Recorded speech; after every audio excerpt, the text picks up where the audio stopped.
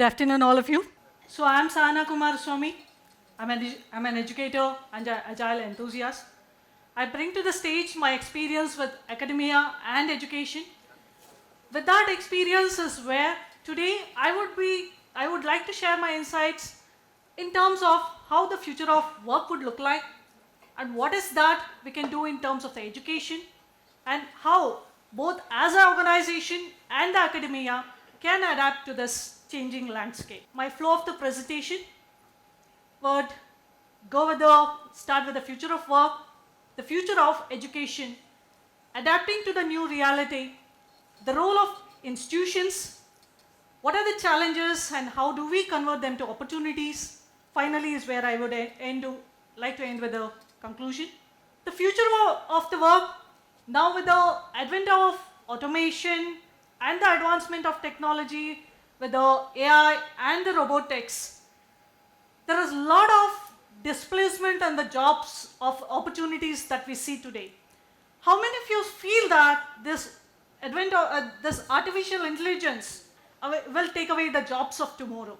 At least from an industry perspective, definitely it is leading to a lot of improvised productivity, improvised efficiency, and a lot of mundane jobs can be automated. And that's the advantage that the industry can look for. But what is it when it comes to today's generation who are looking for the job opportunities of the future, right?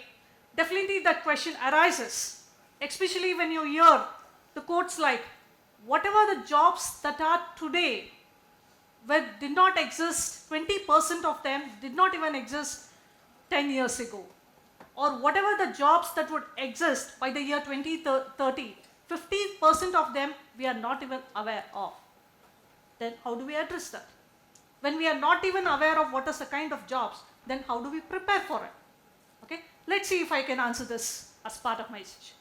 Coming to the remote work and the gig economy, the remote working with the COVID-19 brought to us, which we looked at as an opportunity, as a work-life balance, also with a lot of cost cutting down in terms of the infra-related and other expenses. We felt it as an advantage, but at the same time, it also has posed in certain challenges in terms of the communication, the isolation, the cultural diversity, and the gig economy, which is giving a lot of advantage in terms of the short-term freelancing, work opportunities, flexibility to work at any point in time. Lot of people now with the good healthcare that we have in place, they are ready to work even after their retirement. We are able to take advantage of the experience of our older generation to guide the younger generation. That is the advantage that the gig economies have brought in, where they can work as consultants, contract employees, and so. Similarly, certain ladies or certain people who wanted to support family and were not able to take on a full-time work are able to do it through the gig economy. Next, coming to the lifelong learning, it has become the integral part of any employee through either on-the-job training or formal training and things. But how do we ensure that it is sustainable? How do we cultivate it as a habit? Because if it is the future employees who has to take it forward, definitely it has to start from the institution or at the education level. Now, how do we do that?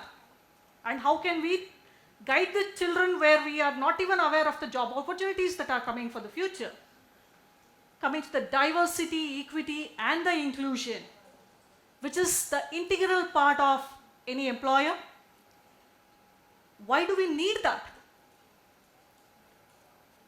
Especially if we have to bring in that innovation, we have to bring in the diversified ideas into the workplace. Definitely, it is important that we have the diversified employees in the workplace. So how do we encourage that? Unless and until we have such good students who have been educated, we cannot bring them to the workplace. There are a way to go in this domain as well. Now that we understood how the future of work would look like, what are the opportunities available and what are the problems, next, now I would like to throw some light on what is the future of education would look like, which is or the online learning, remote learning, virtual reality, gamified learning experience, immersive learning experience are the talk of the day. These are there to ensure that students can make use of the opportunity to scale up themselves or be part of that learning journey. But how do we make it interesting to every individual? See, diversification may not be not only in terms of gender diversity or in terms of the accessibility that are to be taken care of, but also it is the personalized learning experience. Because today's children, it's not that every student has the ability to learn in the similar way. Some may learn through videos, some may learn by doing experiments, some may only, the learning excites them only when they compile a code or write a code, try out their experimentation with it.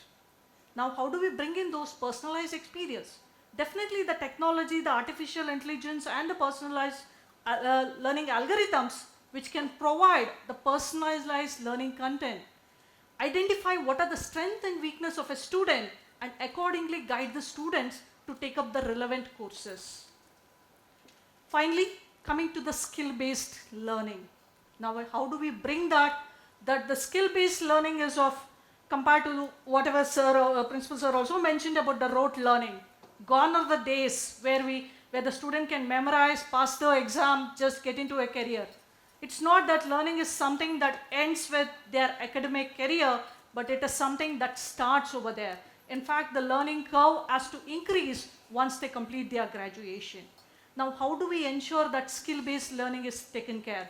Definitely, as sir mentioned, it's about the hands-on practices, practice-based assignments, project-based learning, opportunities for internships are the ways in which even it would be as small as a 1-month project or a 2-week project or to be whatever it should bring in that practical exposure so that the students are able to deep dive into that courses.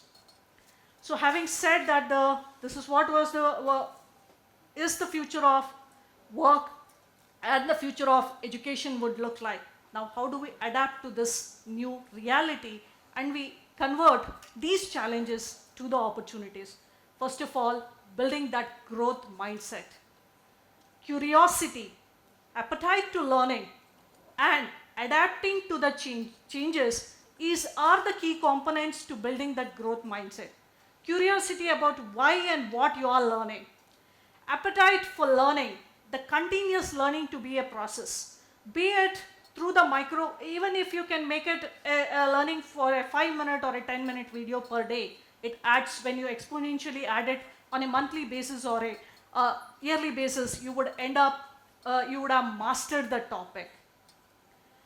I was just going through few more TEDx talks where I was going through one of the video where it was talking about for any person to at least pick up a new skill. Earlier we used to say it takes some thousands of hours, but with the kind of gamified content being available, it can just 20 hours of learning at least for you to explore it and get started with it. Just demystify or destructure what it is, experiment on it, at least to get used to some fundamentals of the topic and start solving the real-time problems. Then coming to the reskilling and the upskilling, which are the facets of the engine which has to go together. Reskill on the to learn the new technologies or and also upskill on the topic or the expertise which you already have. Now, how do we do that? There are a lot of either you may learn it through the formal training that is being offered at the institutions or through the organizations. You may do it through the online courses or attend certain sessions where these kinds are conducted, because people learn from attending such community groups or the forums. So whatever could be of interest to you. Finally, embrace the flexibility. Embrace the flexibility, adapt to it, pivot, ready to change towards whatever, be it the personal or the professional pursuits of life. Just be ready to adapt to it. Rather than thriving to adapt to it, just try to swim through those waves of uncertainties and make it a habit and becomes a habit. So having said that this is how the future of work as well as would look like, now what is the role of institutions? Finally, I would like to, as I said, bringing out my experience from both academia and industry and to the kind of work that I contribute to at my organization. I do a lot of work in terms of collaborating with the industry academia partnerships, and it has helped exponentially increase the employability ratio of students, telling them the importance of skill-based learning, redefining the curriculum or revising the curriculum, building digital literacy, or the support for the continuous learning. A lot of industries, as part of their CSR initiatives, have been contributing to upskilling of the faculty members, conducting a lot of student enablement programs, learning platforms are made available for free with a lot of good quality content being made available. So if the institutions can utilize those opportunities, integrate those courses as part of their curriculum, where the sir mentioned about how the curriculum has been revised in the university, bringing in a lot of skill-based content, value-add courses, ability enhancement courses, digital fluency, to ensure that the today's generation is aware of the 21st century skill set and better prepared for tomorrow's professional landscape. Building digital literacy is all about, again, imbibing in the skill set about, be it gathering the information, evaluating on it, producing it, and understanding why, what, and where the technology can be applied. So building the digital literacy to digital learning platforms and support for continuous learning. Definitely today's students, just going and telling them that continuous learning should be part of your habit and things, rather than if the institutions can make it a mandate through some of the curricula, so that once it is part of the curricula is where they start learning and that becomes a habit. And that too, rather than the traditional way of writing assignments, if it can be done through the learning platforms, through practice-based assignments, it can have a better impact. So having said that, finally I would like to share a few challenges that we have and how we can convert them to opportunities. Of course, not everybody has access to the technology and the internet. And if it is something that can be provided, definitely we would be able to cater to the learning needs of the diverse population. The mental health and well-being, which is of concern when we say a lot about digital learning, digitization, work environment, if these can be part of the curricula, part of the employees' healthcare taken care of by the organizations, definitely this can serve as a destigmatizing the learning or the awareness about mental health being, and the services that the country is offering can definitely contribute to a lot to the society and economy in large. Creative, inclusive learning environment. This is where again I would like to stress upon the personalized learning experiences, the gamified learning that can be brought in in a class where the teacher can think about how we can ensure that every student is given an opportunity to learn in their own ways, be it through peer learning, group discussions, digital platforms, experiential learning, or to the practice-based assignments and things. Definitely, there are a lot of opportunities in the space of AI, automation, analytics, healthcare, a lot of it. But all this is possible only through the interdisciplinary learning.